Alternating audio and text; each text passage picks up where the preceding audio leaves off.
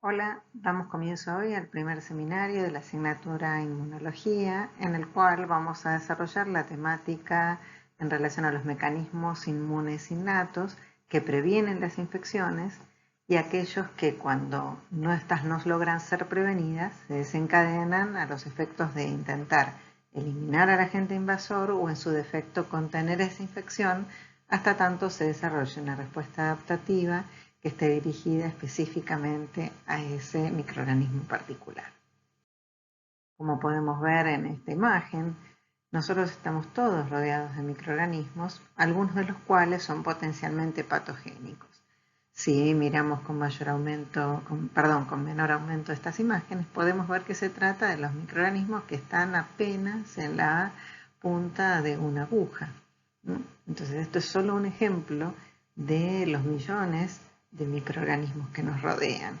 Sin embargo, a pesar de esto, solo en escasas oportunidades nos infectamos. Y cuando nos infectamos, en general, logramos resolver esas infecciones en forma exitosa.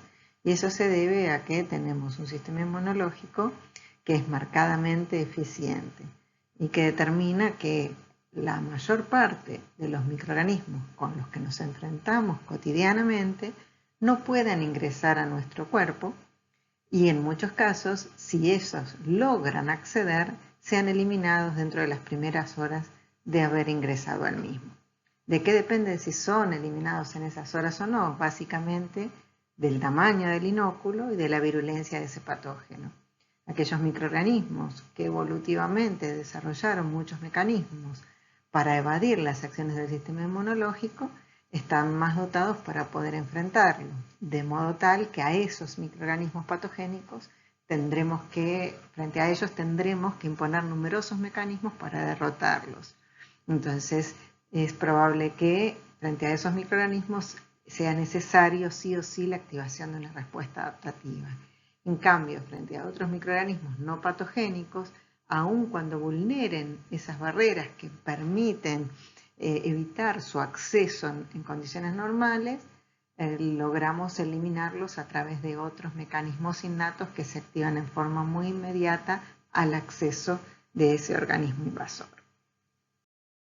Entonces, aun cuando vivimos en un ambiente densamente poblado de microorganismos, solo una pequeña proporción de ellos van a ser patogénicos. Es decir, solo una pequeña proporción habrá desarrollado evolutivamente mecanismos que lo hagan capaz de ingresar a nuestro cuerpo o bien colonizar las superficies mucosas y replicarse en nuestras células o en los espacios extracelulares y alterar mecanismos fisiológicos que van a generar daño tisular y en consecuencia van a permitirle a estos microorganismos desarrollar enfermedades infecciosas.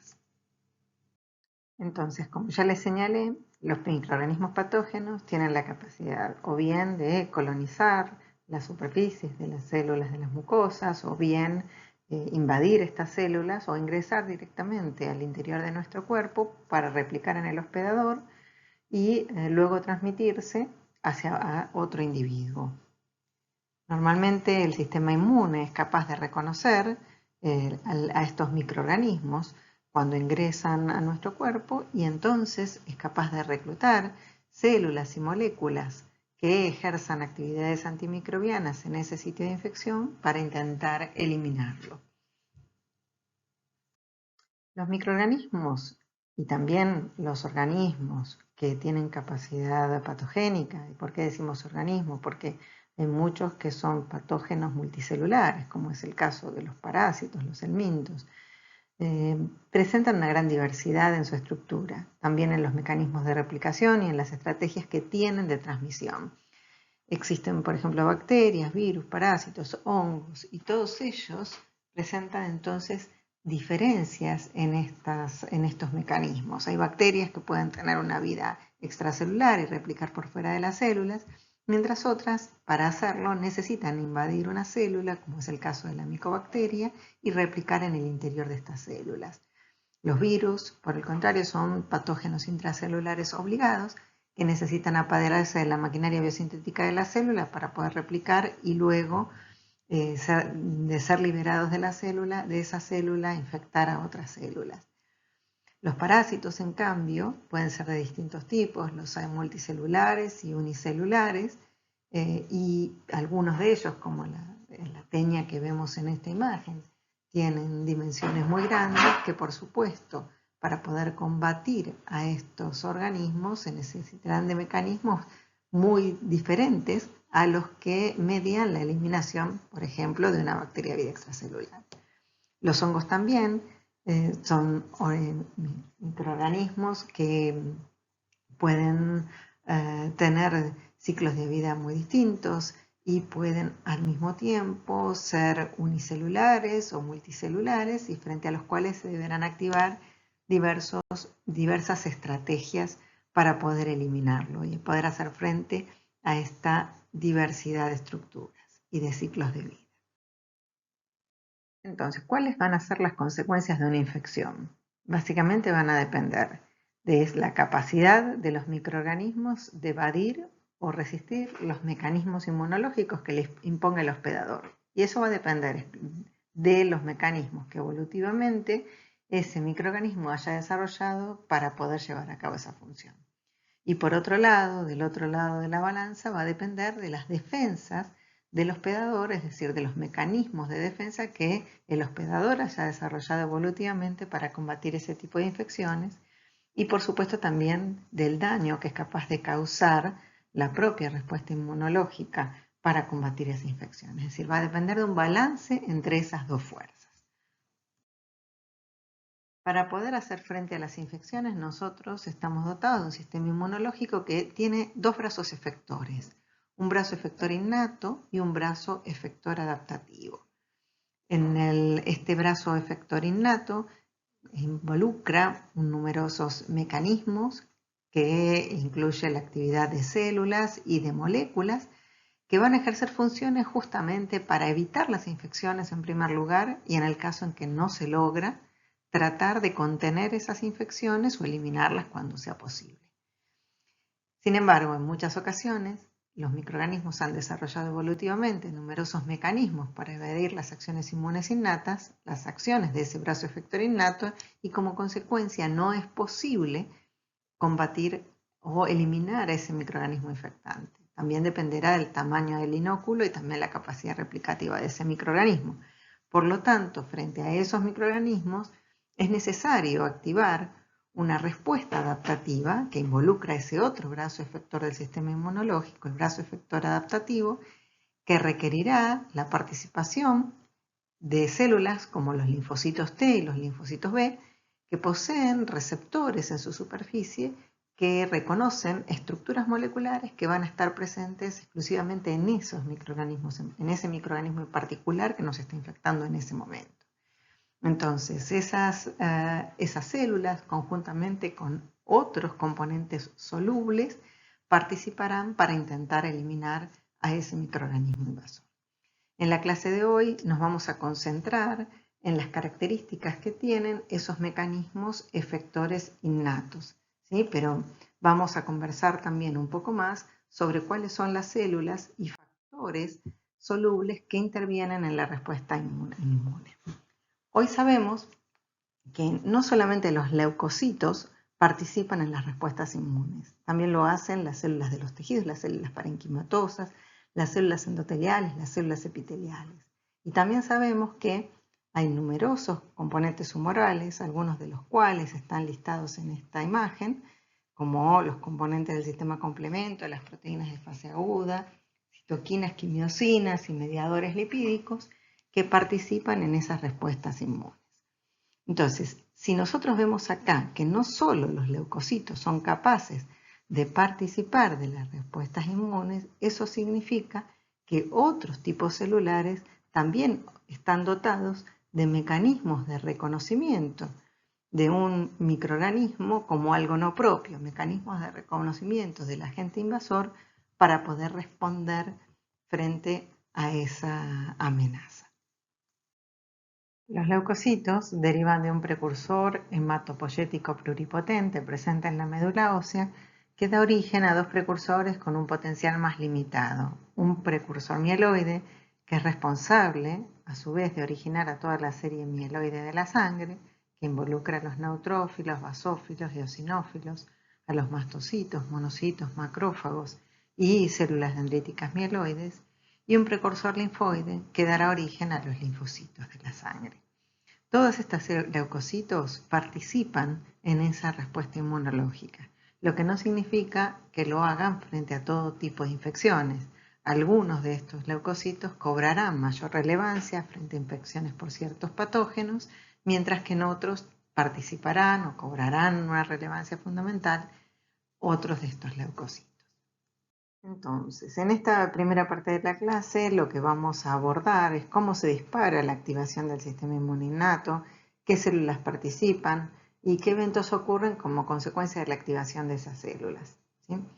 Entonces, básicamente lo que podemos decir es que aquello que está encargado de su activación son los microorganismos y parásitos multicelulares. El sistema innato se va a activar frente a la presencia de estos microorganismos porque va a tener componentes que puedan detectar su presencia. Pero hoy sabemos que también el sistema inmune innato puede activarse como consecuencia del daño tisular. Es la detección de componentes que están presentes de forma inapropiada como consecuencia del daño tisular lo que va a llevar a activar también estos mecanismos. ¿Y qué células van a participar? Diversos tipos celulares y también componentes humorales que van a intentar, como dijimos antes, evitar que en principio se infecte el individuo, si no lo logra eliminar al patógeno, si no lo logra contener la infección. ¿Cuáles son los eventos que ocurren como consecuencia de la activación del sistema inmune innato? Básicamente, el evento más relevante que transcurre es la inflamación, cuyos signos cardinales ya los conocemos hace muchísimos años, que son el calor, dolor, tumor y rubor. Sabemos también que frente a infecciones virales, otro de los eventos que va a ocurrir es la generación de un estado antiviral, ¿sí? Sobre el cual vamos a hablar en la próxima clase. ¿Y qué consecuencias va a tener entonces la activación del sistema inmune innato? Ya hemos dicho, prevenir o eliminar o contener las infecciones. Hoy sabemos también, tenemos evidencias de que esta respuesta innata es necesaria para la reparación y cicatrización del tejido y que no solamente los mecanismos innatos van a permitir eliminar o contener las infecciones, sino también van a contribuir a gatillar o modelar el tipo de respuesta adaptativa que se va a generar. Es decir, si esa respuesta adaptativa estará dominada fundamentalmente por la participación de anticuerpos, es decir, si se tratará de una respuesta fundamentalmente de naturaleza humoral, o si esa respuesta adaptativa en esa respuesta va a tener un nivel mayor de participación las células del sistema inmune, entonces será una respuesta fundamentalmente celular. Anteriormente mencionamos que existen mecanismos que tratan de evitar las infecciones. ¿Cuáles son esos mecanismos? Básicamente la existencia de epitelios corporales como el de la piel y el de las mucosas. Nos separan del entorno aproximadamente 2 metros cuadrados de superficie de piel que constituye una barrera muy importante para evitar las infecciones. Y en el caso de los epitelios mucosos, se calcula que alrededor de 400 metros cuadrados de superficie mucosa nos separan del entorno. Vemos que esto constituye una barrera muy vulnerable al ingreso de microorganismos infecciosos si no fuera porque estuviesen estos epitelios dotados de mecanismos para evitar las infecciones. Por ejemplo, fuertes uniones intercelulares que evitan el pasaje de los microorganismos. Más allá de las fuertes uniones intracelulares, los distintos epitelios mucosos también están dotados de otros mecanismos para evitar las infecciones.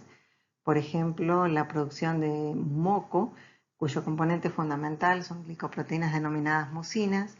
Este moco puede variar en espesor dependiendo del epitelio de que se trate, siendo muy delgadito en las mucosas que están involucradas en el intercambio gaseoso, en el aparato respiratorio, pero muchísimo más gruesas, por ejemplo, a nivel del intestino. Y la función fundamental es bloquear el acceso de patógenos al epitelio. Impedir también que la interacción de moléculas que utilizan los microorganismos para interactuar con la cara luminal del epitelio. También las mucosas están dotadas de mecanismos químicos que intentan prevenir las infecciones, por ejemplo, a través de la producción de péptidos antimicrobianos que cumplen funciones antibióticas, o la producción de enzimas como la lisozima que degrada la pared celular bacteriana, o la producción de lactoferrina que secuestra hierro, un componente muy importante para la sobrevida de muchos microorganismos. Y también los epitelios están dotados de mecanismos físicos para prevenir la infección. Por ejemplo, en el caso de la mucosa intestinal, hay una regeneración de ese epitelio intestinal continua, prácticamente diariamente, 10 a las 11 células se van regenerando por días. O en otros casos, las oscilaciones ciliares a nivel del tracto respiratorio. Ustedes saben que existe una serie de cilias que su batido continuo permite barrer el moco con los microorganismos atrapados hacia la faringe, y luego a través de la deglución esos microorganismos por el pH ácido intestinal muchas veces son inactivados en el estómago. Perdón, el pH ácido estomacal. También en el caso de estas mucosas, por ejemplo, a nivel intestinal, los movimientos peristálticos del tracto gastrointestinal permiten la eliminación de los microorganismos atrapados. Además de esto, en las mucosas existe también la producción, se libera una inmunoglobulina secretoria, que si bien es un isotipo de anticuerpos que deviene de la activación de la inmunidad adaptativa, es importante mencionarla, aunque la vamos a ver también bastante más adelante, pero es un tipo de anticuerpo que va a cumplir funciones neutralizantes de los microorganismos, evitando que los microorganismos puedan tomar contacto con las superficies epiteliales. Además, en todos los epitelios están dotados de una flora normal que permite cumplir determinadas funciones que ahora vamos a señalar, y esa flora va a contribuir a evitar las infecciones y recibe el nombre de microbioma.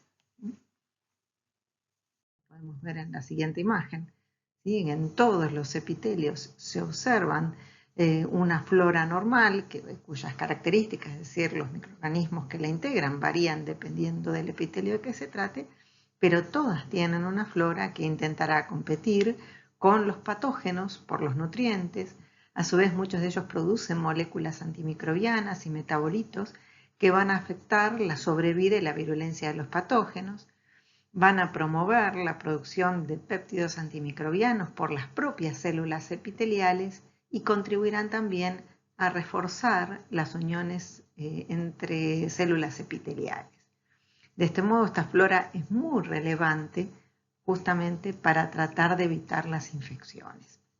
Y como vimos en la imagen anterior, también se encuentran en las mucosas inmunoglobulina como la inmunoglobulina A, que es un anticuerpo del cual vamos a hablar bastante más adelante, que también contribuirá a tratar de evitar que los microorganismos nos infecten. Ahora, ¿qué sucede cuando estas barreras primarias son vulneradas? ¿Qué pasa? ¿Qué les parece que va a pasar cuando, por ejemplo, se sufre una laceración en la piel, o cuando, por ejemplo, las mucosas son dañadas, o cuando nos cortamos con algo que está contaminado con microorganismos? Se va a poner en marcha un proceso infeccioso. El microorganismo va a empezar a replicar y el hospedador va a responder a la presencia de ese microorganismo. ¿Cuáles son los signos que vamos a experimentar cuando nos infectamos? Como consecuencia de esto, tumor, calor, rubor y dolor, que son los signos cardinales de la inflamación. ¿Y qué desencadena esos signos? La respuesta innata que se activa para contrarrestar esa infección. Justamente esa respuesta innata es la responsable de que experimentemos esos signos. ¿Y qué es la inflamación? Es una respuesta estereotipada que va a involucrar células y componentes humorales que se van a activar para tratar de restaurar la homeostasis cada vez que se ve afectada. ¿Cuándo se puede ver afectada la homeostasis? Puede verse afectada por una infección, en este caso el patógeno, un microorganismo está replicando y entonces altera la homeostasis, o en otros casos puede ser afectada como consecuencia de daño tisular estéril o como consecuencia de haber estado expuesto a radiaciones, ya sea a la radiación solar, a radiación gamma, a agentes físicos, agentes químicos. ¿Sí? Entonces, en todos esos casos que se altera la homeostasis, se va a activar un mecanismo inflamatorio para tratar de restaurarla. Entonces, vamos a ver qué características tiene esa respuesta innata que se desencadena para tratar de restaurar la homeostasis. Lo que vamos a ver, por ejemplo, en esta imagen, podemos ver que en esta parte ¿qué ocurre cuando un individuo sufre una infección como consecuencia de que se corta con una aguja que contiene microorganismos, y los microorganismos logran vulnerar esa primera barrera, la barrera epitelial del epitelio de la piel, y entonces llegan a la dermis y empiezan a replicar. En forma inmediata lo que vamos a ver que tienen lugar ciertos eventos como son vasodilatación e incremento de la permeabilidad de los vasos, que es lo que vemos acá. ¿Sí? Al mismo tiempo vamos a ver que hay edema. ¿Qué quiere decir que hay edema? Quiere decir que está pasando líquido desde los vasos a ese tejido. Y otro de los acontecimientos que va a ocurrir es que va a haber reclutamiento de células a ese foco infeccioso. ¿Desde dónde vienen esas células? Vienen desde la sangre y entonces tienen que atravesar el endotelio de los vasos que irrigan ese tejido para luego llegar a ese foco de infección. Entonces, lo que vamos a tratar de ver ahora, con un poquito más de detalle, es qué acontecimientos en ese foco infeccioso son los responsables de que nosotros observemos estos efectos. ¿Sí? Son los responsables de estos eventos que detallamos.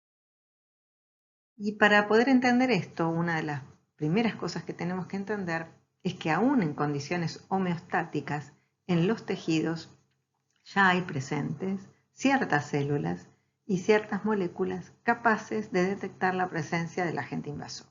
Entonces, si ustedes miran en esta imagen, lo que vemos a la izquierda de la imagen es el tejido infectado, ¿sí? Que vendría a ser esto que estoy señalando acá, en rojo, esto es el tejido infectado. Por otra parte, tenemos el endotelio vascular y a la derecha lo que vemos corresponde a una vénula poscapilar. Entonces, lo que vemos es que en el tejido infectado, aún en ausencia de infección, hay, por ejemplo, macrófagos en ese tejido, como este que vemos acá, hay células dendríticas, hay también mastocitos y hay también numerosos componentes humorales, ¿sí? Existen componentes del complemento, como estos que vemos acá, y también hay anticuerpos, fundamentalmente de isotipo IgG, pero también puede haber algo en menor cantidad, porque es bastante grande, de anticuerpos de isotipo IgM, que son específicos para moléculas, para componentes, van a estar dirigidos contra componentes frente a los cuales el individuo estuvo previamente expuesto. Hago una aclaración que además puede ser que ese individuo tenga unos anticuerpos de los cuales vamos a hablar en clases más adelante, que se llaman anticuerpos naturales, que se generan sin aparente exposición a determinados componentes frente a los cuales son específicos, pero son anticuerpos en general polirreactivos, es decir, que reaccionan contra múltiples estructuras moleculares y que a su vez tienen baja afinidad frente a esas estructuras moleculares. Pero ¿qué es lo importante en esta instancia? Es que sepamos que en los tejidos hay normalmente componentes del sistema inmune presentes, en baja cantidad. Entonces, cuando los patógenos vulneran las barreras naturales, esas células que ya están presentes en el tejido y esos componentes humorales son capaces de activarse en forma inmediata. Y obviamente, como van a ocurrir determinados acontecimientos en ese foco de infección, se va a afectar las características de las vénulas que irriga ese tejido, permitiendo el pasaje de mayor cantidad de componentes solubles y la llegada de nuevas células al foco infeccioso. Entonces, la primera pregunta que nos va a surgir es ¿cómo advierten las células de la inmunidad innata la presencia del organismo invasor o la ocurrencia del daño tisular? Entonces, para responder a esto, podemos decir que lo hacen a través de un conjunto de receptores que se los conoce con el nombre de receptores de reconocimiento de patrones, o vamos a llamarlo comúnmente en estas clases como RRP. ¿Qué es lo que reconocen los receptores de reconocimiento de patrones? Básicamente dos tipos de componentes. Uno, los llamados patrones moleculares asociados a patógenos, o PAMPs.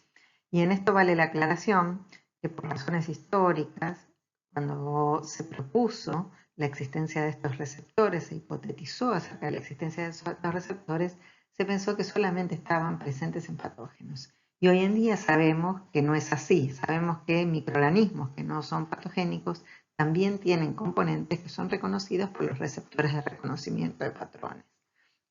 Pero ese nombre ya ha sido acuñado y se ha establecido mucho en toda la comunidad científica y por lo tanto se los sigue llamando como patrones asociados a patógenos. Los RRP también reconocen patrones moleculares asociados a daño, es decir, moléculas que usualmente no están presentes, no están expuestas para ser reconocidas por las células del sistema inmune innato en condiciones homeostáticas. Pero cuando se altera la homeostasis y hay daño celular, por ejemplo, pueden ser liberados desde el interior de la célula componentes que normalmente están presentes adentro de estas.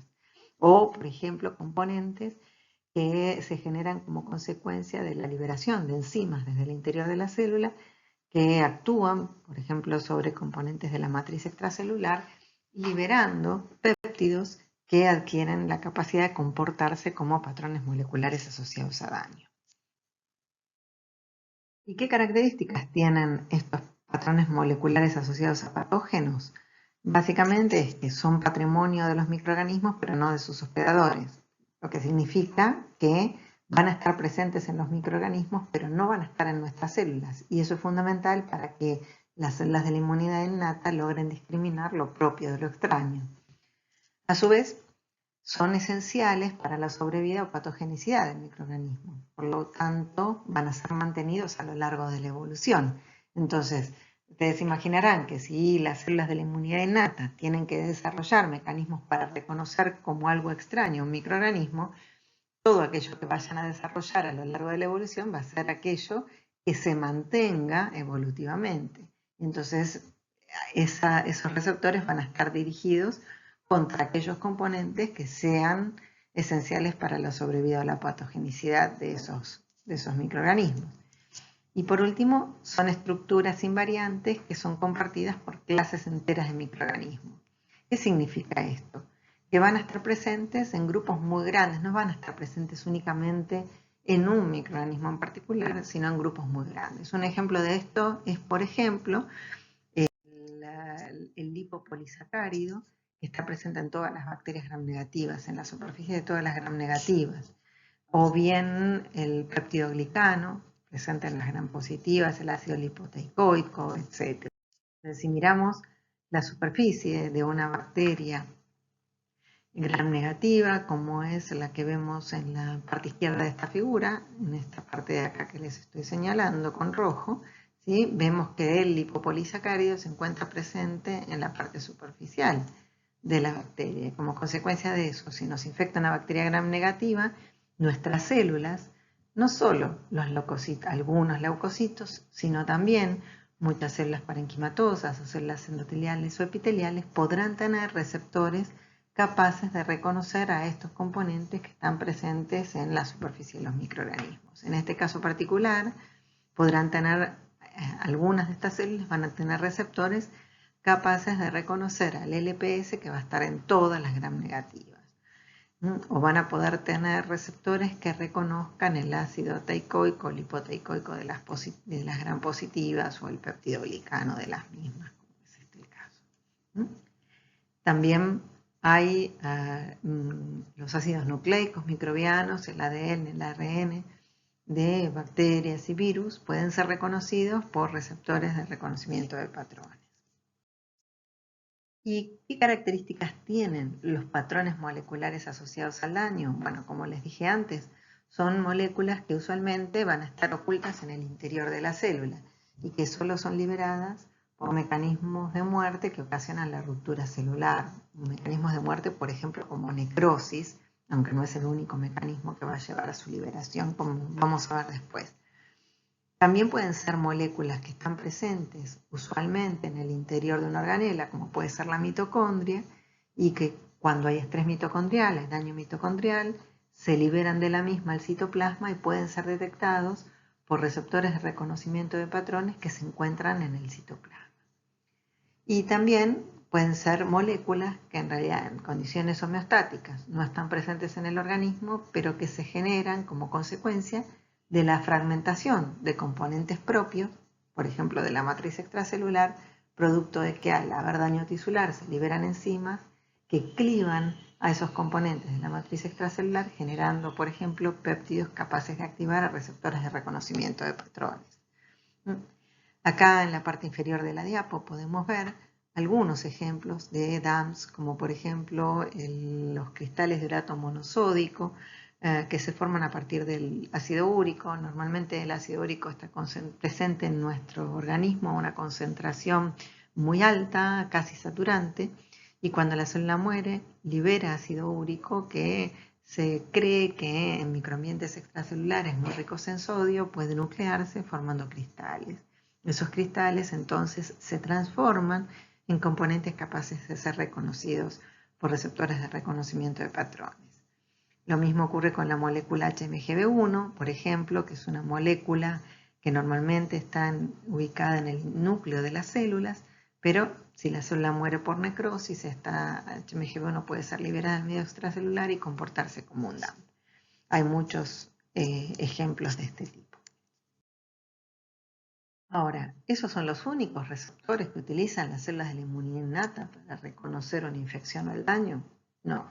Hay otros que también emplean, como por ejemplo los receptores para componentes del complemento activado y los receptores para el fragmento FCL-IgG. En el caso de los primeros, si miramos la parte izquierda de esta diapo, vemos en rojo una bacteria. Esa bacteria puede inducir la activación del sistema complemento y la activación del complemento va a llevar a que se depositen ciertos componentes en la superficie de la bacteria, por ejemplo el componente C3b que vemos acá en esta parte de la diapo. Entonces se dice que una vez que se deposita el C3b, la bacteria está opsonizada, por ejemplo, por el C3b del complemento, es decir, está preparada para la fagocitosis. ¿Por qué es esto? Porque las células fagocíticas poseen en su superficie unos receptores, en este ejemplo que vemos acá, que yo se los estoy señalando en rojo, el receptor CR1 para el complemento, que si ustedes se fijan acá, reconoce, más arriba se los estoy señalando, reconoce al C3b. Entonces, cuando la bacteria está cubierta, está opsonizada por complemento, el reconocimiento es mucho más eficiente. Y eso ayuda a que sea entonces fagocitada por células fagocíticas, como por ejemplo estos neutrófilos. Entonces, como verán acá, nuestras células del sistema inmune innato poseen diversos receptores para complementos, CR1, también CR2, CR3, CR4. Además de estos receptores, hay otros receptores que reconocen otros componentes solubles del complemento, como por ejemplo el receptor C3a y C5a, que son capaces de unir a justamente los componentes C3a y C5a. Cuando esto ocurre, ¿sí? Cuando el C3a y C5a son reconocidos por estos receptores, por ejemplo, sobre mastocitos, eso va a conducir al mastocito a degranularse. Cuando los receptores de C3a y C5a de las células endoteliales unen C3a o C5a, lo que va a ocurrir es un aumento de la adhesión de leucocitos a la cara apical de esas células endoteliales. Cuando estos C3a y C5a unen a receptores en células vasculares lisas, lo que va a conducir es a la relajación de estas células y por lo tanto a desencadenar vasodilatación. Y cuando actúan sobre los leucocitos van a inducir la migración, es decir, van a inducir lo que llamamos quimiotaxis. Además de receptores, las células de la inmunidad innata también pueden tener receptores para el fragmento Fc de la IgG. ¿Y qué es este fragmento? Si ustedes se fijan acá, en la parte donde vemos en rojo una bacteria, ven que están rodeadas de anticuerpos. Bueno, esta parte que les señalo en rojo es la parte que se llama Fc de los anticuerpos. Las células de la inmunidad innata tienen receptores, estos amarillos que vemos en las imágenes, que los estoy señalando acá rodeados en rojo, que son receptores para la porción Fc de los anticuerpos, la mayor parte de los cuales unen a los anticuerpos solo cuando estos previamente se unieron a aquello para lo cual son específicos, en este caso alguna molécula en la superficie de una bacteria. Es decir, que estos receptores van a unir a esos anticuerpos cuando forman parte de un complejo inmune.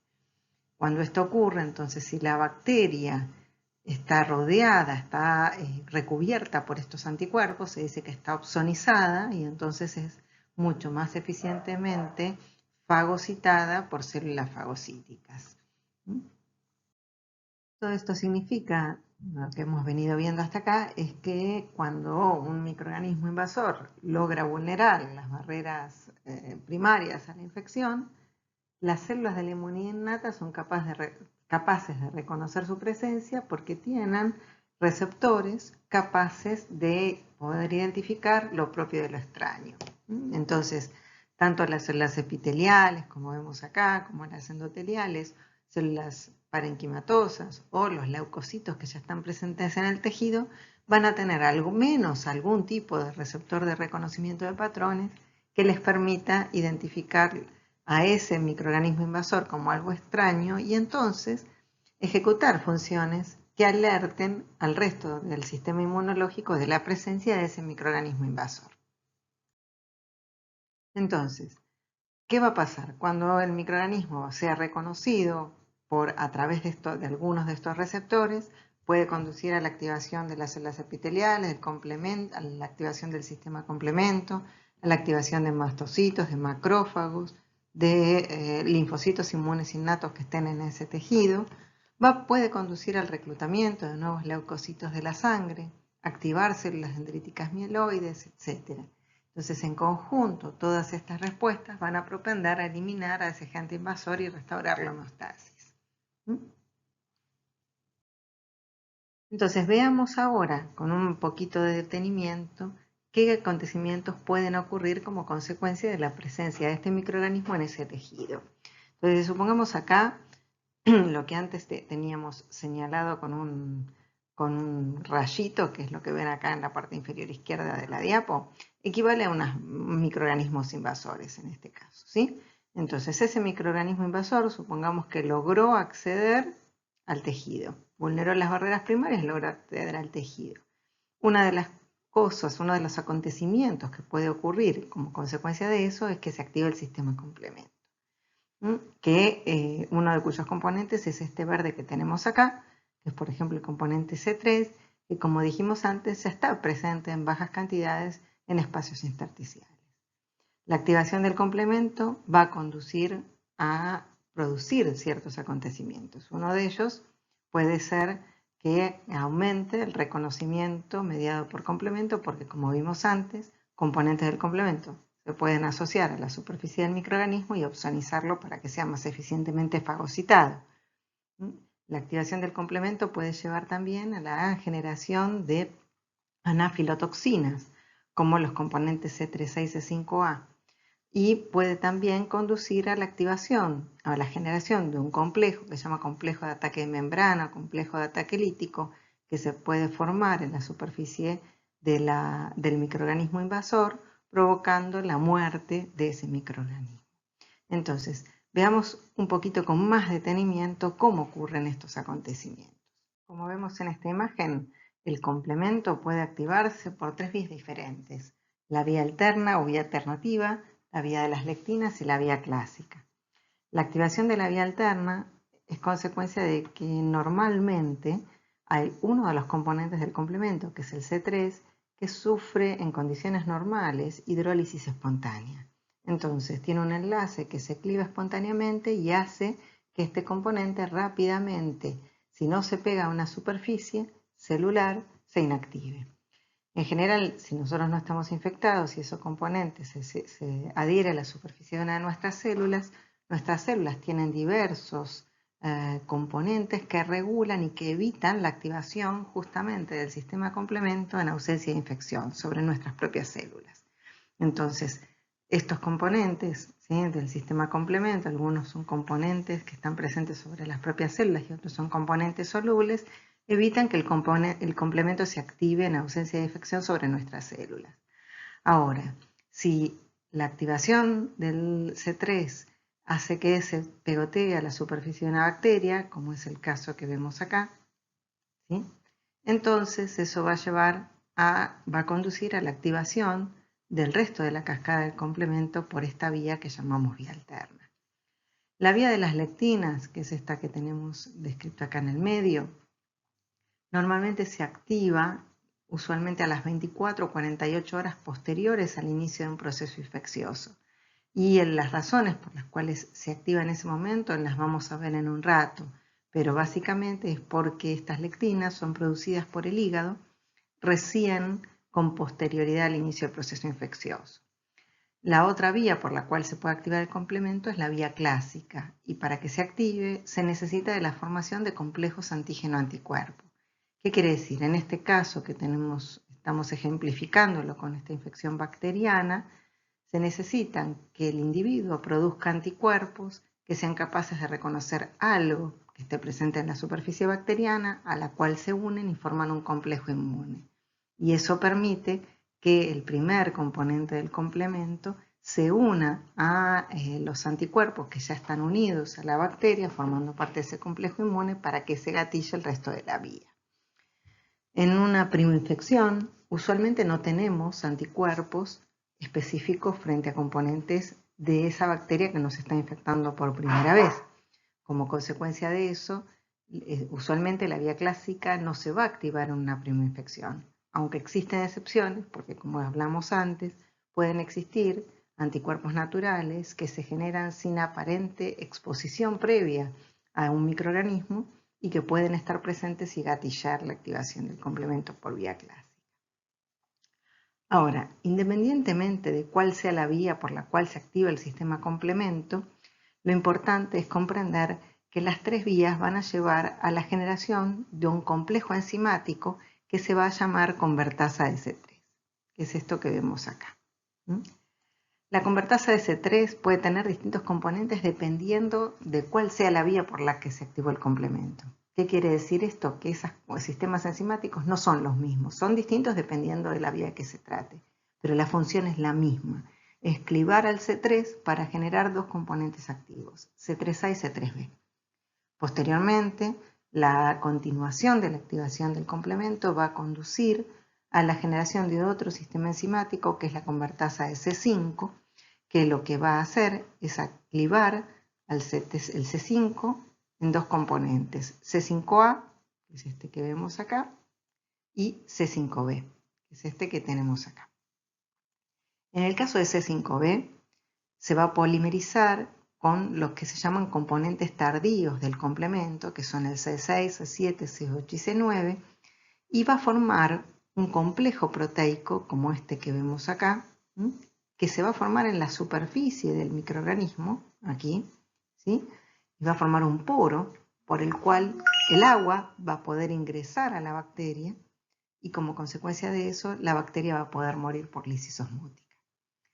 En cambio, en el caso del componente C5A, va a interactuar con receptores que van a estar presentes sobre ciertos tipos celulares, activando determinadas respuestas en esos tipos celulares. Por ejemplo, en el caso de que C5A interactúa con células endoteliales, va a favorecer la adhesión de otras células a las células del endotelio vascular.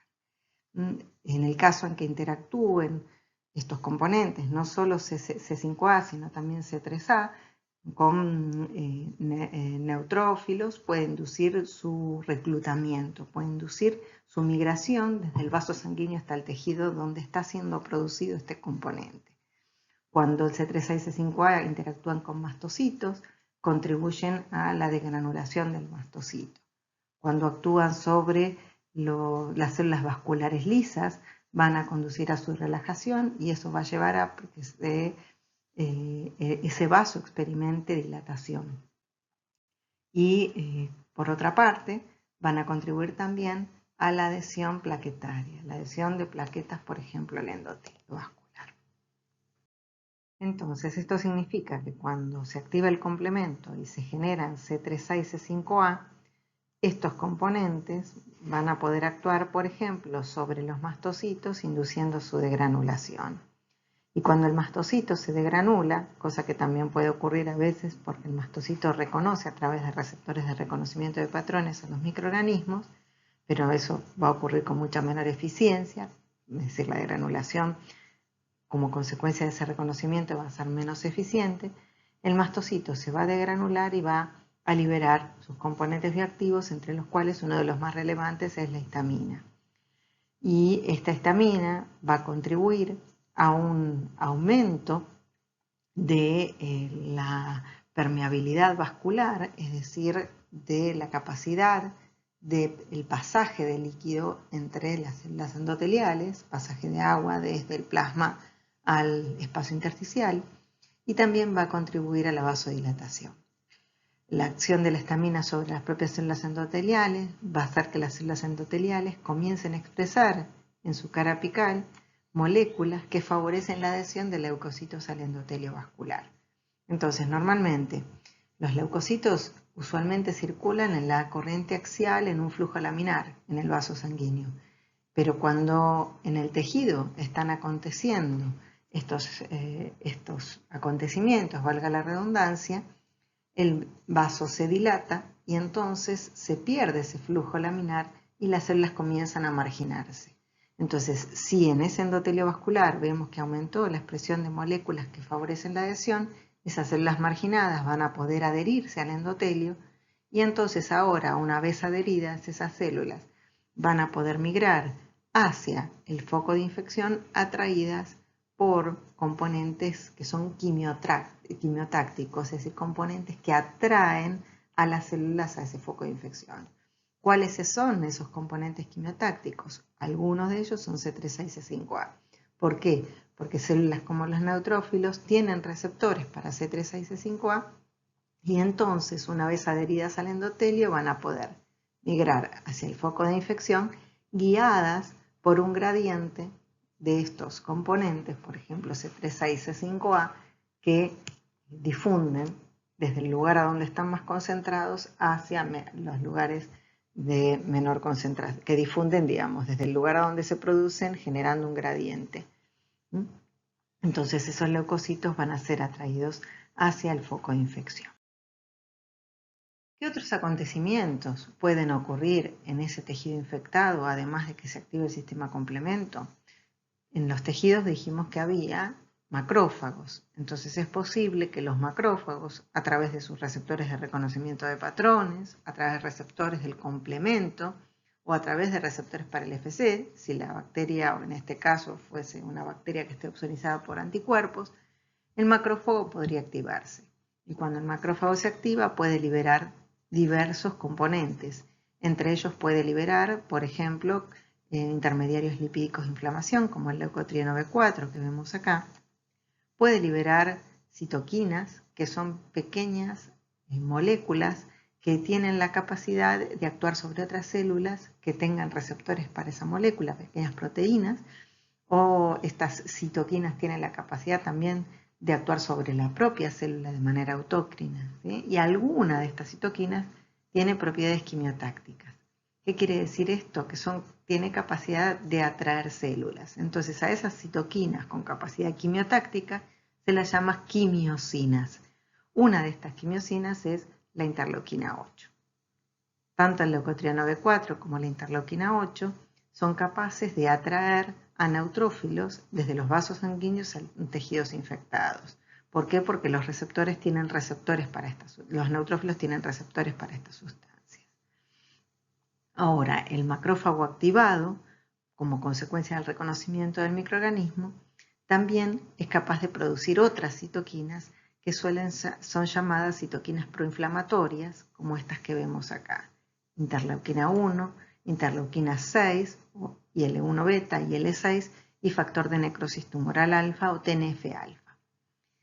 Tanto la IL-1 como el TNF-alfa son capaces de incrementar la expresión de moléculas de adhesión en la cara luminal del endotelio, esto que vemos acá. Entonces, la producción de estas citoquinas lo que va a hacer es favorecer que leucocitos que estén en el vaso sanguíneo y que se comiencen a marginar se adhieran fuertemente al endotelio. Por otra parte, el TNF-alfa también contribuye a un aumento de la permeabilidad vascular, favoreciendo el pasaje, por ejemplo, de agua y de componentes plasmáticos hacia el foco de infección. ¿Qué componentes? Por ejemplo, más componentes del complemento, si hubiese anticuerpos, la llegada de mayor cantidad de anticuerpos al foco de infección y muchos otros factores que van a ir siendo producidos. También los macrófagos son capaces de producir factores de crecimiento, que van a ser muy importantes después para contribuir a la restauración de la homeostasis, y también son capaces de producir otros componentes, otras citoquinas, como esta que vemos acá, que es la interleuquina 10, que es en realidad una citoquina antiinflamatoria y que veremos después en qué momento de este proceso comienza a producirse. Entonces, básicamente, estos acontecimientos lo que van a favorecer es la llegada de más células del sistema inmune al foco de infección. ¿Qué tipo de células van a llegar? Bueno, eso va a depender de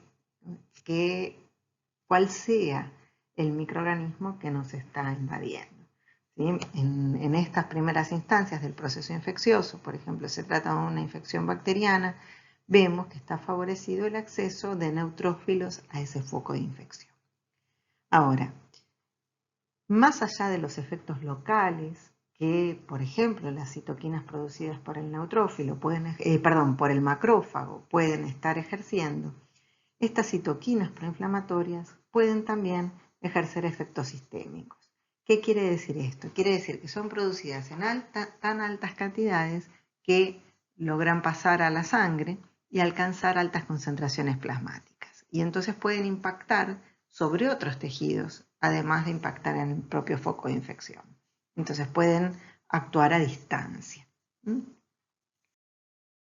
Y en ese sentido, lo que vemos en esta imagen es que la IL-1, IL-6 y TNF, esas citoquinas proinflamatorias de las que hablamos, al pasar a la sangre van a poder actuar sobre el hígado, lo vemos acá, y van a hacer que el hígado deje de sintetizar proteínas homeostáticas para pasar a sintetizar proteínas que van a tratar de solventar esa emergencia.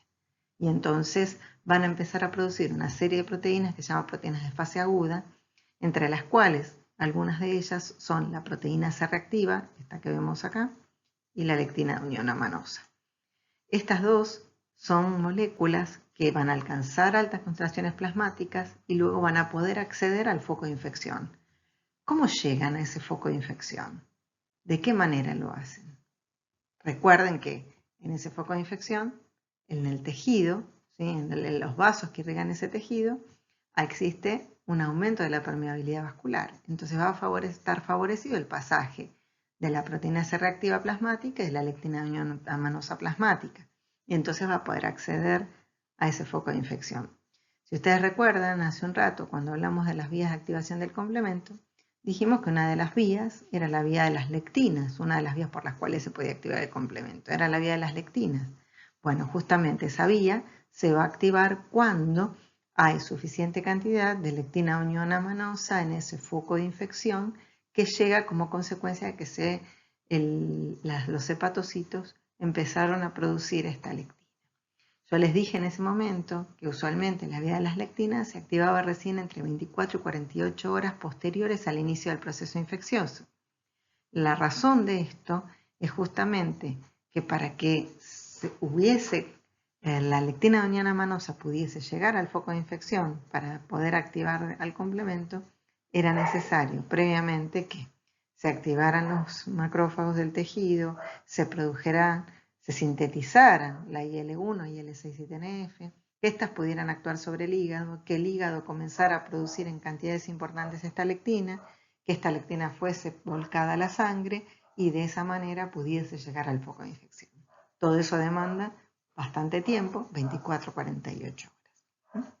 La proteína C reactiva también es capaz de inducir la activación del sistema complemento, pero en este caso induce la activación por otra vía, que es por la vía clásica. Aunque la activación del complemento por proteína C reactiva no logra concluir hasta su fase final. Pero volvamos a estas citoquinas proinflamatorias y L1 y L6 y TNF. ¿Qué otras cosas, sobre qué otros tejidos pueden impactar? Pueden impactar a nivel de la médula ósea, promoviendo la movilización de neutrófilos. Eso va a llevar a aumentar la cantidad de neutrófilos en sangre periférica que puedan acceder a los focos de infección atraídos por los quimiotractantes que son liberados en el foco de infección. Y también estas citoquinas proinflamatorias pueden actuar a nivel del sistema nervioso central y van a contribuir al reseteo del termostato hipotalámico, provocando un aumento de la temperatura corporal, es decir, induciendo fiebre. La fiebre va a contribuir a disminuir la replicación microbiana y va a contribuir a generar varios efectos tendientes a potenciar las acciones microbicidas del organismo. Pero bueno, volviendo a nuestro foco de infección, nosotros dijimos que había numerosos quimiotractantes que podían ser producidos en ese foco. ¿Sí? Por los componentes del complemento activado C3, 6 y 5A podían generar un gradiente de concentración de ese componente desde el sitio donde están más concentrados, donde van difundiendo y generando ese gradiente. Los macrófagos activados podían producir leucotrieno B4, podían producir la quimiosina interleuquina 8 y también los propios componentes, ciertos componentes bacterianos, por ejemplo, si se trata de una infección bacteriana, pueden transformarse en componentes quimiotácticos. Es así, por ejemplo, los péptidos formilados que son generados por degradación de las proteínas bacterianas. Si ustedes recuerdan, la síntesis proteica en bacterias se inicia en formilmetionina. Por lo tanto, si las bacterias liberan proteínas que pueden ser clivadas en el espacio extracelular o la bacteria muere y libera sus componentes y las proteínas se degradan, se pueden generar péptidos que tienen formilmetionina en su extremo y como, por ejemplo, los neutrófilos tienen receptores para péptidos formilados, eso se va a transformar en un quimiotractante de este tipo celular. Entonces, si en el foco de infección se están generando todos los componentes que dijimos, que acá están ejemplificados con estos puntitos de colores que vemos, que son quimiotácticos para los neutrófilos, y están más concentrados en una zona más cercana a donde está el microorganismo y menos concentrados en el vaso sanguíneo, entonces los neutrófilos adheridos al endotelio, en este caso, van a acceder al foco de infección atraídos por esta sustancia. En las primeras horas, en las primeras 24 horas posteriores al inicio de este proceso infeccioso, vamos a ver un gran reclutamiento de neutrófilos. Unas 24 o 48 horas posteriores al inicio de ese proceso infeccioso, se van a reclutar en ese foco de infección monocitos, los cuales en el tejido, producto de las citoquinas producidas en el mismo y también de factores de crecimiento, se van a diferenciar a macrófagos.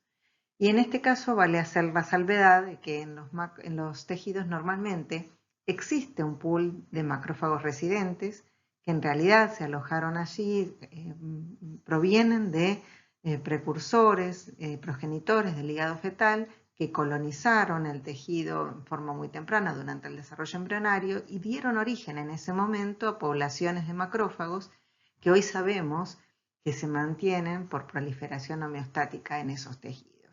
Esas poblaciones estables adquieren ciertos nombres, se los conoce con ciertos nombres en algunos tejidos, no en todos, por ejemplo, osteoclastos en el hueso, microglía en el sistema nervioso, macrófagos alveolares en pulmón, células de Kupffer en hígado, etc. Y en muchos otros tejidos no tienen un nombre en particular.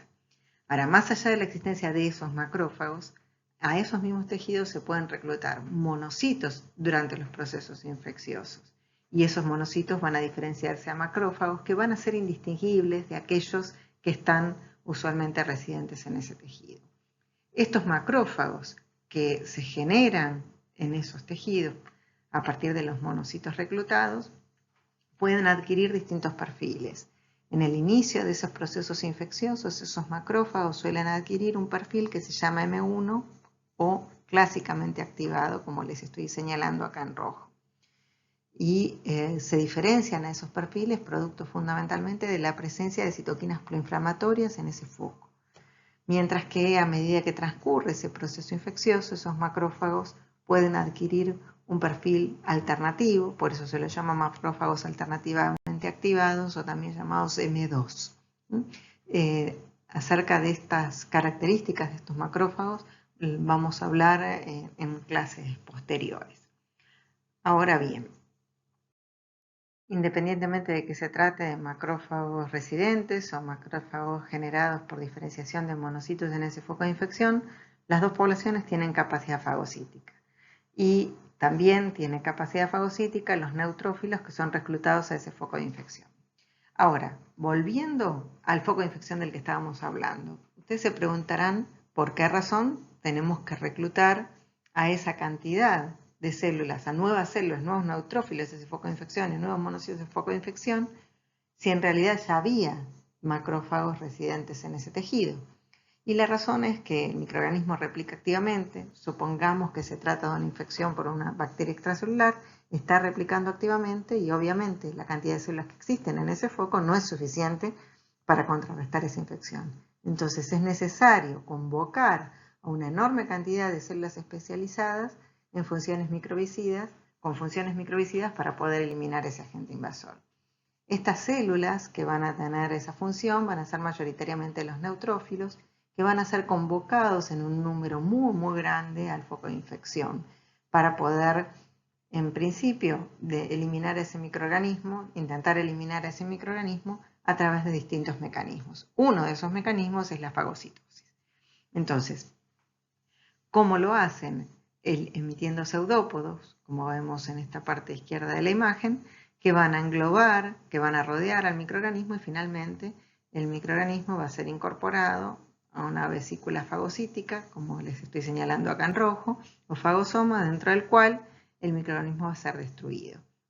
Tanto, como les dije, los neutrófilos como los macrófagos pueden llevar a cabo esta función, pero como los neutrófilos son convocados en un número tan grande y evolutivamente desarrollaron muchos mecanismos para hacer muy eficiente este proceso, van a ser responsables de fagocitar y destruir una gran cantidad, en este caso, de bacterias que estén presentes en ese foco de infección. Entonces veamos acá un ejemplo de cómo una célula fagocítica logra reconocer y fagocitar a un microorganismo. En este caso el microorganismo está marcado con una sustancia fluorescente de color verde y lo que vemos lo que van a ver ahora moviéndose es esa célula fagocítica. Y como vemos, la célula fagocítica se va moviendo con movimientos ameboideos, tipo ameboideos, y finalmente emite un pseudópodo que le permite incorporar a la bacteria. Veamos ahora que va a continuar moviéndose y va a continuar emitiendo pseudópodos y ahí termina fagocitando a las otras.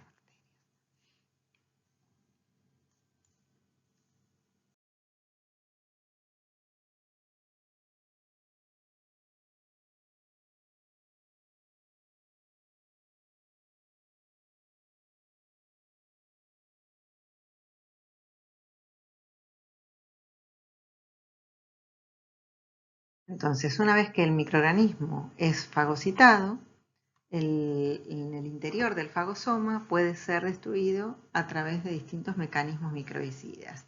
Básicamente existen dos grandes tipos de mecanismos microbicidas. Aquellos que involucran al oxígeno molecular, es decir, que involucran la generación de componentes que oxidan componentes claves para el ciclo de vida del microorganismo, y a esos mecanismos se los llama mecanismos oxígeno dependientes, que lo tenemos descrito por acá abajo. Involucran, por ejemplo, la producción de anión superóxido, peróxido de hidrógeno, hipoclorito. Sabemos que el peróxido de hidrógeno no es más que agua oxigenada y el hipoclorito es el componente activo de la lavandina que todos nosotros usamos en nuestros hogares para inactivar microorganismos. También cloraminas, que son oxidantes de larga vida media con una alta permeabilidad en las membranas lipídicas. Y otros mecanismos microbicidas que se pueden poner en marcha son los que no involucran al oxígeno e involucran la participación de enzimas que degradan componentes bacterianos, componentes microbianos, como por ejemplo la lisozima, que degrada pared celular bacteriana, serinproteasas, que degradan proteínas, muy importantes para sostener la supervivencia del microorganismo, y también péptidos antimicrobianos que tienen funciones como las de péptidos antibióticos que desestabilizan las superficies microbianas.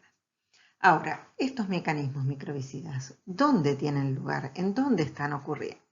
Entonces veamos por ejemplo en este neutrófilo que está fagocitando, en este caso una bacteria que está opsonizada por anticuerpos y por complemento. Una vez que la bacteria es fagocitada, es incorporada a un fagosoma, que es este que vemos acá, les estoy señalando en rojo, ¿sí? Entonces, en el interior del fagosoma es donde la bacteria va a ser sometida a la acción de estos mecanismos microbicidas oxígeno independientes y oxígeno dependientes. En el caso de los oxígeno independientes, esos mecanismos microbicidas se van a activar porque el neutrófilo posee gránulos lisosomales, como este caso que vemos acá, gránulos azurófilos, que contienen en su interior una serie de enzimas y proteínas con acción antimicrobiana. Entonces, cuando los gránulos se fusionan a la membrana del fagosoma, como vemos acá, liberan el contenido al interior del fagosoma, y entre ellos liberan entonces a todas esas enzimas antimicrobicidas, y esas van a actuar sobre el microorganismo que ha sido fagocitado. Por ejemplo, si una de esas enzimas era la lisozima, va a degradar pared celular bacteriana. Otras enzimas, como proteasas como las serinproteasas, van a degradar componentes vitales, componentes clave del microorganismo. Al mismo tiempo, si ustedes se fijan en la parte inferior del fagosoma que tenemos dibujado acá, en la membrana de ese fagosoma se va a activar una enzima que se llama NADPH oxidasa, y esa enzima va a ser la responsable de generar el primero de los metabolitos dependientes del oxígeno que se generan a partir del oxígeno molecular, que se llama anión superóxido. A partir del anión superóxido se va a poder generar peróxido de hidrógeno, que no es más que agua oxigenada. A partir del agua oxigenada se va a poder generar hipoclorito, componente activo de la lavandina. Fíjense que en el interior de nuestras células, en el interior de nuestros fagosomas, se están generando componentes que nosotros usualmente utilizamos para inactivar microorganismos en nuestros hogares. Bueno, en este caso se están generando en el interior de un fagosoma. A partir del hipoclorito se pueden generar también otras especies reactivas del oxígeno, como las cloraminas, que son oxidantes de larga vida media, que son capaces de atravesar las membranas lipídicas de los microorganismos y entonces inactivar componentes críticos del microorganismo. De esta manera, el microorganismo es destruido en el interior del fagosoma. Algo importante a tener en cuenta es que, por supuesto, que como todos estos mecanismos son muy nocivos, sí son importantes para la destrucción en el interior del fagosoma del microorganismo, pero si estos componentes se generasen en situaciones en las que no hubiese una necesidad, serían nocivos para nuestras células. Entonces, existen mecanismos de resguardo, de reaseguro, para que, por ejemplo, las especies reactivas del oxígeno no se produzcan en ausencia de necesidad. Y por eso la enzima NADPH oxidasa es una enzima que en condiciones normales no está activa. En una célula en reposo, en un neutrófilo en reposo, no es una enzima activa. Y es una enzima que es una enzima multicomponente. Entonces, para activarse necesita que todos sus componentes se ensamblen. ¿Y cómo ocurre esto? Lo vamos a ver en la siguiente diapositiva. En esta imagen vemos la membrana plasmática de la célula en la parte superior, que la separa del medio extracelular que está dibujado en celeste. Y en amarillo vemos el interior, el citoplasma de esa célula. Entonces, como pueden ver ustedes, esta enzima, que es la NADPH oxidasa, está formada por componentes de membrana, que son los rojos que vemos acá, que pueden estar presentes en la membrana plasmática de una célula en reposo, y componentes citoplasmáticos que son estos que vemos acá. En condiciones homeostáticas, en una célula en reposo, los componentes de la NADPH oxidasa se encuentran disociados. Ahora, cuando un neutrófilo, por ejemplo, fagocita un microorganismo, una bacteria como esta que vemos acá, entonces el neutrófilo es alertado de que se está fagocitando un microorganismo porque se lo está reconociendo a través de receptores de reconocimiento de patrones, receptores de complemento, etc. Y entonces los componentes de la NADPH oxidasa, que son citoplasmáticos, se translocan a la membrana y se forma una oxidasa activa, como esta que vemos acá o como esta que vemos acá. Como la membrana plasmática es la que se invagina para formar ese fagosoma, entonces la NADPH oxidasa se forma en la membrana del fagosoma y los componentes, el primer componente, que es el anión superóxido, es el primero que se forma, se va a formar hacia el interior del fagosoma y todos los otros de especies derivadas del oxígeno se van a generar allí y van a actuar sobre el microorganismo, provocando la oxidación de componentes críticos para la sobrevida de ese microorganismo. Independientemente de la fagocitosis, hoy sabemos que los microorganismos también pueden ser atrapados y eliminados extracelularmente. ¿Y cómo ocurre esto? A través de un mecanismo de muerte extracelular que es el atrapamiento y muerte por trampas extracelulares liberadas por los neutrófilos. A estas trampas se las suele llamar NETs, es el acrónimo en inglés, y están formadas por cromatina, es decir, por el ADN asociado a las histonas del núcleo celular, conjuntamente con proteínas antimicrobianas que están pegadas a ese ADN, a esa cromatina.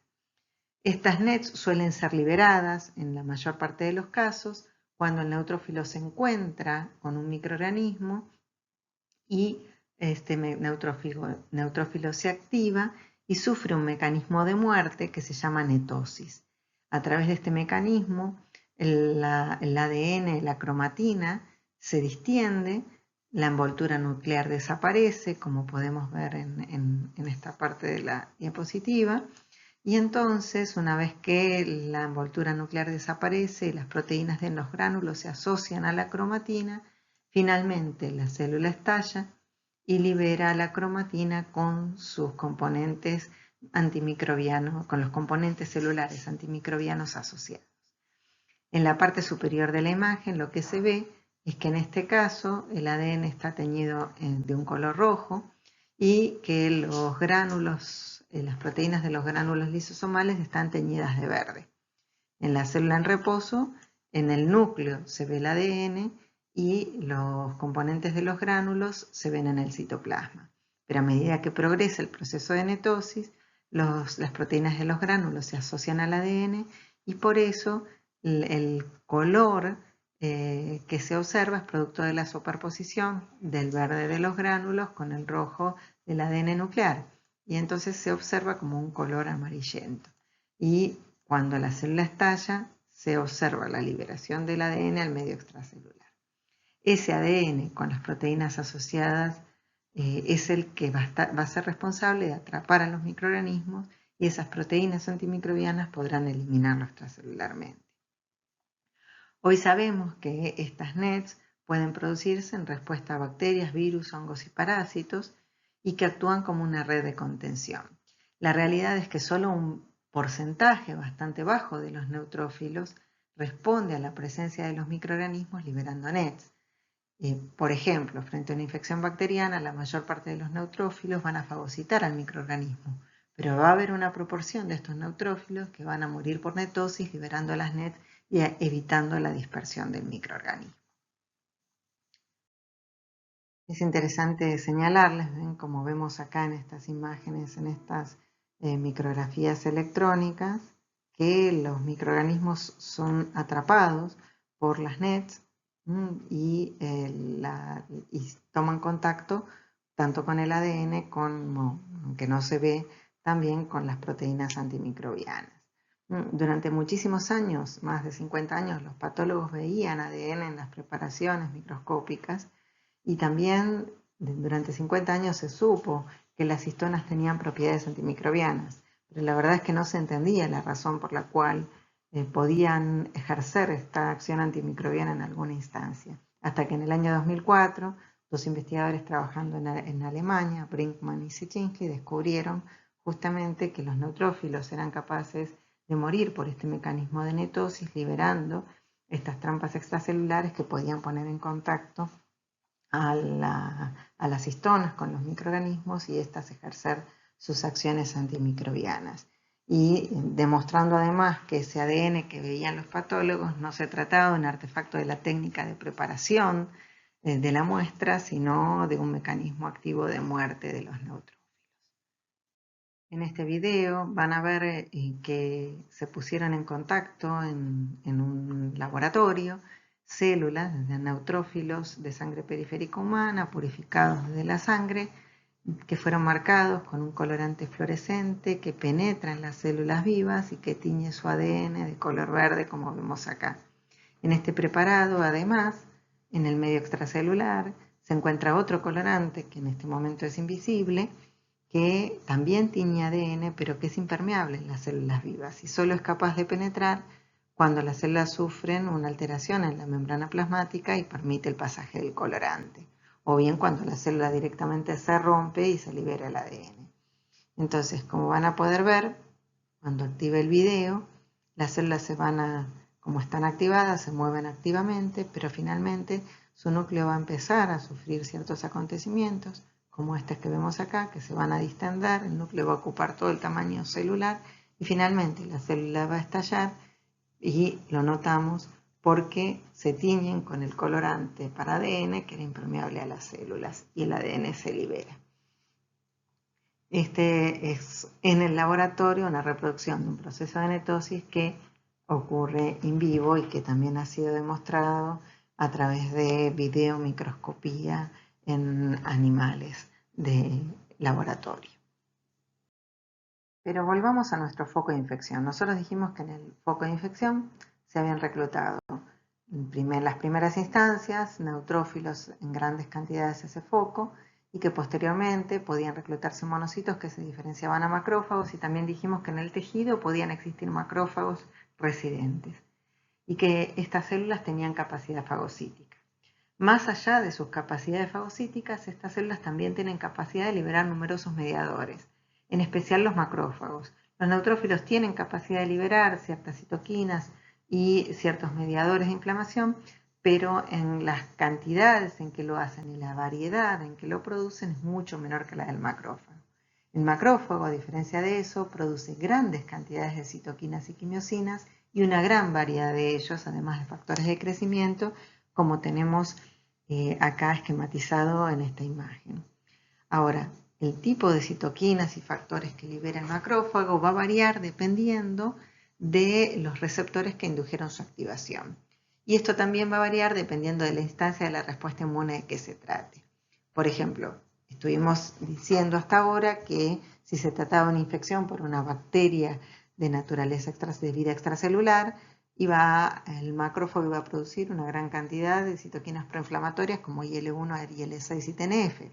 Pero a medida que transcurre la respuesta y la bacteria va siendo eliminada, y en ese foco de infección van muriéndose los neutrófilos que fueron reclutados, el macrófago va a fagocitar a esas células muertas y va a comenzar a producir otro tipo de mediadores que van a intentar contribuir a la restauración de la homeostasis del tejido. Ahora bien, más allá de las células de las que vinimos hablando en ese foco de infección, existen en los tejidos ciertos otros tipos de células residentes que también contribuyen a alertar al sistema inmune de la presencia de ese microorganismo invasor.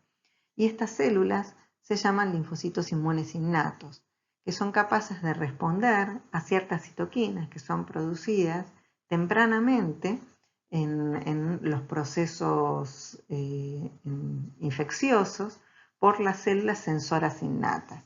Y lo que van a hacer es amplificar la respuesta a través de la liberación de ciertas otras citoquinas efectoras. Vamos a ver de qué se trata y vamos a poner un ejemplo.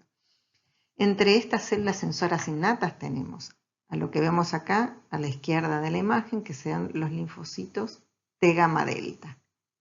Son estos que vemos acá. Y por otro lado tenemos tres tipos de células linfoides innatas. Las del grupo 1, que es esta que vemos acá, las del grupo 2 y las del grupo 3. Ellas van a responder a citoquinas producidas en el entorno, en el tejido infectado. Si en el tejido infectado se están produciendo porque el microorganismo fue reconocido por ciertas células, por ejemplo, por macrófagos del tejido que liberaron ciertas citoquinas, o fueron reconocidas por células del tejido que liberaron ciertas citoquinas, entonces esas citoquinas pueden impactar sobre estas células linfoides innatas, haciendo que ellas respondan de determinada forma. ¿Cuáles son estas células linfoides innatas? Dentro del grupo 1 están incluidas las células NK y los linfocitos inmunes innatos de tipo 1. Después tenemos las células linfoides innatas de grupo 2 y de grupo 3. Entonces estas células, cuando se activan por esas citoquinas, van a producir otras citoquinas y van a contribuir a amplificar la respuesta contra distintos patógenos. Las del grupo 1, estas que vemos acá, van a producir interferón gamma y van a contribuir a la remoción de patógenos intracelulares como bacterias y virus.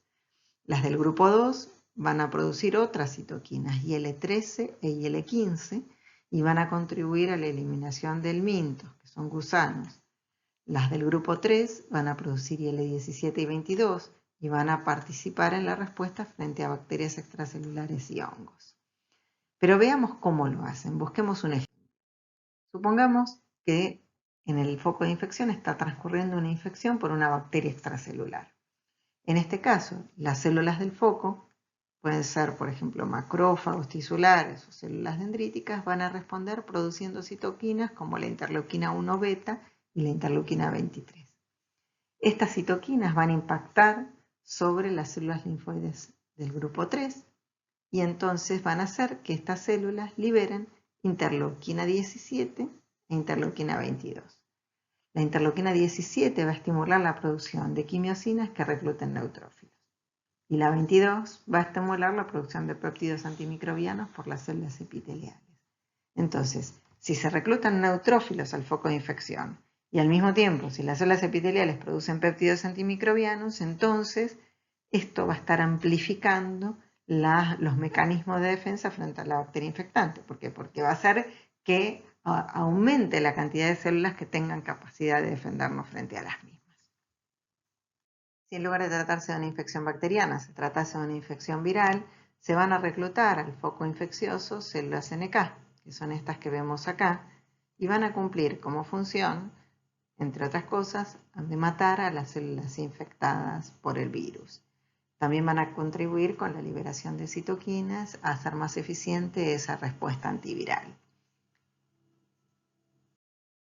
Pero más allá de todas las células que hemos nombrado hasta ahora, que en ese foco infeccioso tienden a tratar de eliminar al organismo infectante, en los tejidos, en todos los tejidos, existe un tipo celular que se llaman células dendríticas mieloides, que son estas que vemos acá. Y estas células tienen una gran capacidad endocítica, una gran capacidad fagocítica, y por lo tanto son capaces de fagocitar microorganismos, endocitar sus componentes y tienen una gran capacidad de producir citoquinas. Pero además tienen otra característica. Tienen la capacidad de desengancharse de las células de ese tejido en el que se encuentran y migrar ¿a dónde? Al órgano linfático del secundario drenante de ese tejido. Supongamos que si nos infectamos, por ejemplo, en un brazo, podrán migrar al órgano linfático secundario que drena esa zona del brazo. Y en ese sitio, estas células van a contribuir, como vamos a ver en las próximas clases, a activar la respuesta adaptativa. ¿Qué significa esto? Van a contribuir a activar a linfocitos T que tengan en su superficie receptores específicos para componentes de ese patógeno. Entonces, en conjunto, todo lo que señalamos hasta ahora, todos estos mecanismos van a intentar eliminar al agente infectante cuando puedan, o al menos circunscribir la infección hasta que se desarrolle una respuesta adaptativa específicamente dirigida contra ese microorganismo para poder eliminarla. Hoy sabemos que la respuesta adaptativa va a emplear a muchos de los mecanismos efectores innatos que estuvimos mencionando, ¿sí? Por ejemplo, hablamos de la fagocitosis mediada por neutrófilos y mediada por macrófagos. Si cuando se activa una respuesta adaptativa se generan anticuerpos que son dirigidos contra ese microorganismo y los anticuerpos opsonizan al microorganismo, los mecanismos efectores que van a mediar la destrucción van a ser lo mismo, va a ser la fagocitosis por neutrófilos y macrófagos. ¿Está bien? Pero en este caso, la respuesta va a ser mucho más eficiente, va a ser mucho más precisa. ¿Por qué? Porque el microorganismo va a estar opsonizado por una gran cantidad de anticuerpos específicos contra componentes que son exhibidos en su superficie y entonces va a aumentar la eficiencia de la fagocitosis. Bueno, pero nosotros vimos hasta ahora que participaban de estas respuestas innatas numerosos tipos celulares. La pregunta que ustedes deben hacerse es, ¿todos estos tipos celulares son reclutados a un foco de infección en respuesta a cualquier tipo de infección? No, la respuesta es no. No siempre se reclutan todos estos tipos celulares y aun cuando algunos de estos tipos celulares puedan reclutarse en distintos tipos de infecciones, no siempre cumplen un rol fundamental en esa respuesta. Por ejemplo, los neutrófilos cumplen un rol que no es redundante en las infecciones producidas por bacterias extracelulares, pero también son reclutados en infecciones virales y sin embargo, en el contexto de esa infección viral, a veces pueden ser beneficiosos o a veces su presencia puede ser perjudicial. En el caso de las infecciones virales, por ejemplo, se van a reclutar a esos focos de infección células NK y va a ser muy importante ese reclutamiento, o también en respuesta a patógenos intracelulares, pero estas células no van a ser reclutadas en una infección por una bacteria extracelular. Y otra de las preguntas que en general nos solemos hacer en relación a la respuesta de fase aguda es si en todo tipo de infecciones se activa esta respuesta. Y valga la redundancia, la respuesta es sí, pero la intensidad de la misma va a variar dependiendo de la magnitud de la infección. Si, por ejemplo, se trata de una infección localizada o una infección sistémica. Y por supuesto que esto está íntimamente relacionado también a las características que tiene ese agente infeccioso. Pero siempre se puede activar una respuesta de fase aguda independientemente del tipo de microorganismo que nos esté infectando. La pregunta que ustedes deben hacerse en esta instancia es si es beneficiosa o es perjudicial la respuesta inflamatoria. En función de todo lo que vimos hasta ahora, ¿qué les parece? ¿Qué piensan que es? Bueno, la respuesta es que sí es beneficiosa en la mayor parte de las situaciones. Esa respuesta, si es una respuesta controlada y no es desmedida, es una respuesta beneficiosa. En todo proceso inflamatorio va a acontecer algo de daño tisular, pero mientras ese daño tisular sea controlado y pueda procederse a la restauración de la homeostasis y la restauración de ese tejido, esa respuesta va a ser beneficiosa porque es necesaria para el control de la infección. Ahora, si esa respuesta es desmesurada o conlleva a acciones nocivas, como puede ser la obstrucción de las vías aéreas por un edema, entonces esa respuesta se va a transformar en perjudicial. Pero en la mayor parte de los casos esa respuesta es beneficiosa porque, como dijimos, va a permitir o la eliminación de microorganismos que no sean patogénicos o a la contención de la infección hasta tanto se desarrolle una respuesta adaptativa frente a microorganismos patogénicos. También va a permitir incrementar el aporte de oxígeno para asistir a la demanda metabólica incrementada de las células que van a defenderse frente a ese invasor. Va a permitir la llegada de componentes de los microorganismos a los órganos linfáticos secundarios para activar la respuesta adaptativa. Va a permitir la migración de esas células dendríticas a los órganos linfáticos secundarios para que se active la respuesta adaptativa. Va a permitir justamente la dilución de toxinas que se puedan estar produciendo en ese foco de infección. Entonces, esa respuesta inflamatoria va a ser beneficiosa en la medida en que sea controlada. Y para terminar, es importante señalar que en realidad los microorganismos a lo largo de la evolución van desarrollando mecanismos para evadir la acción que le impone el sistema inmunológico. Y por supuesto que nuestro sistema inmune va evolucionando para desarrollar nuevos mecanismos para tratar de contrarrestar las infecciones. Ejemplos de estos, por ejemplo, son que los microorganismos desarrollan mecanismos para inhibir el reclutamiento de neutrófilos a los focos de infección, para inhibir la activación de la vía alterna del complemento, para inducir la muerte de los neutrófilos que se recluten a los focos de infección, para inhibir la fusión de los fagosomas a los lisosomas a los fagosomas, para inhibir la producción de especies reactivas del oxígeno o secuestrar especies reactivas del oxígeno e impedirles que actúen sobre los microorganismos.